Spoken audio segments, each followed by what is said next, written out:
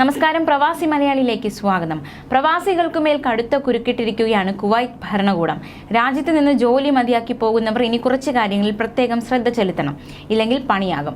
ഗതാഗത നിയമ ലംഘനങ്ങൾക്ക് ചുമത്തിയ പിഴകൾക്ക് പുറമെ ഇനി രാജ്യത്ത് താമസിക്കുന്ന പ്രവാസികൾ രാജ്യം വിടുന്നതിനു മുമ്പ് വൈദ്യുതി ജല ഉപഭോഗ ബിൽ കൂടി അടച്ചെന്ന് ഉറപ്പാക്കണമെന്ന് വൈദ്യുതി ജല മന്ത്രാലയം അറിയിച്ചു. സെപ്റ്റംബർ 1 മുതൽ ഈ നിയമം പ്രാബല്യത്തിൽ വരും. ഇതോടെ ജലവൈദ്യുതി കുടിശ്ശിക ഉള്ളവർക്ക് അത് അടച്ചു തീർക്കാതെ രാജ്യം വിടാനാകില്ല എന്ന അവസ്ഥ വന്നിരിക്കുകയാണ്.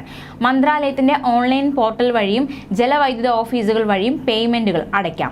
സാമ്പത്തിക നഷ്ടം തടയുന്നതിനും കടങ്ങൾ തിരിച്ചുപിടിക്കുന്നതിനോടനുബന്ധിച്ചാണ് പുതിയ നീക്കം.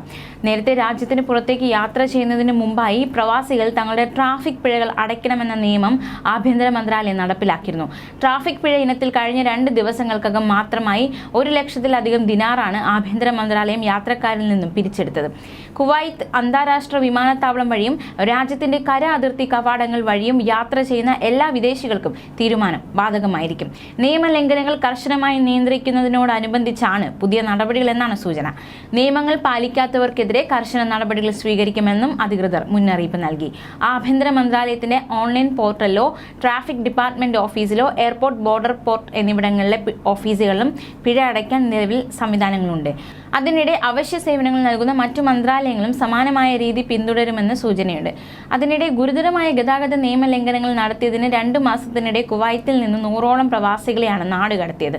പൊതുസുരക്ഷ ഉറപ്പാക്കുന്നതിനുള്ള കർശന നടപടികളുടെ ഭാഗമായി ട്രാഫിക് ലംഘനം നടത്തുന്ന പ്രവാസികളെ നാടുകടത്തുന്നത് തുടരുമെന്ന് അധികൃതർ അറിയിച്ചു. അമിത വേഗതയിൽ വാഹനം ഓടിക്കുക, ലൈസൻസ് ഇല്ലാതെ വാഹനം ഓടിക്കുക, അശ്രദ്ധമായി വാഹനം ഓടിക്കുക, ടാക്സി പെർമിറ്റില്ലാതെ സ്വകാര്യ വാഹനത്തിൽ ആളുകളെ കയറ്റി അനധികൃതമായി ഉപയോഗിക്കുക തുടങ്ങിയ കുറ്റങ്ങൾ നടത്തിയവരെയാണ് നാടുകടത്തിയത്. ട്രാഫിക് നിയമങ്ങൾ കർശനമായി നടപ്പാക്കാനാണ് കുവൈറ്റ് തീരുമാനം. പ്രവാസി താമസക്കാരോ തൊഴിലാളികളോ കൂടുതലുള്ള പ്രദേശങ്ങൾ കൂടുതൽ കർശനമായി നിരീക്ഷിക്കാൻ പ്രത്യേക സംവിധാനം ഒരുക്കിയിട്ടുണ്ട്. റോഡ് സുരക്ഷയും അച്ചടക്കവും നിലനിർത്തുന്നതിനുള്ള ശ്രമത്തിനായി അധികാരികൾ സമഗ്രമായ പദ്ധതി തുടങ്ങിയതിനോടനുബന്ധിച്ചാണ് നടപടി. പ്രവാസികളുടെ ഡ്രൈവിംഗ് ലൈസൻസുകൾ റദ്ദാക്കുന്ന നടപടിയും രാജ്യത്ത് തുടരുകയാണ്.